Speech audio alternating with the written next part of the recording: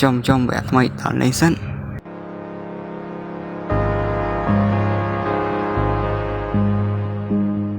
ពីការដោនរបស់ខ្ញុំ90ម៉ោងរួចមកធ្វើការចុចចូលលេងទាំងអស់គ្នា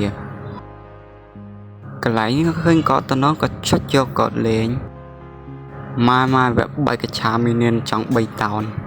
ម៉ែចេញមីនៀន3តោនមកចេញដាញ់សើម្ដងជួយ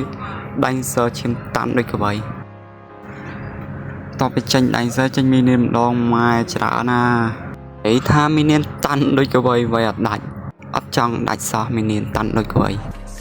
បើដល់វគ្គនេះចេញ3ក្បាលខ្លឹមរបស់គេ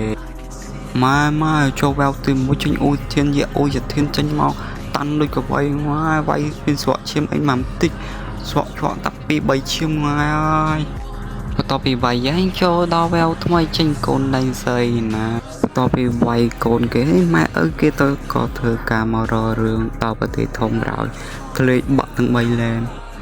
បន្ទាប់មកក៏ចាញ់បានសម្រាប់បន្ទាប់ពីចាញ់ហើយធ្វើការចូលលេងហ្គេមថ្មីលេងរកអត់ជើងហ្គេមតារ៉ែគុំនំ10ឆ្នាំក៏មិនហួពេកទៅតែ2ក្រាមក៏វាយឯងកើតដែរអាមេអណ្ដាត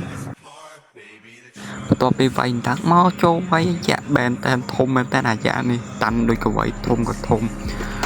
ម៉ែពេលតែស្លាមជុំចេញជុំវិញខ្លួនប្រោយសាហាវមែនតែណាអាបែនថែនមួយហ្នឹង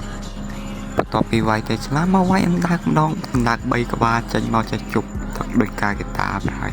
បើដល់កន្លែងនេះដល់វែវចុងក្រោយចេញមេផាសាមកបាញ់ឆ្កៀដូចសាវ3គ្រាប់អីណា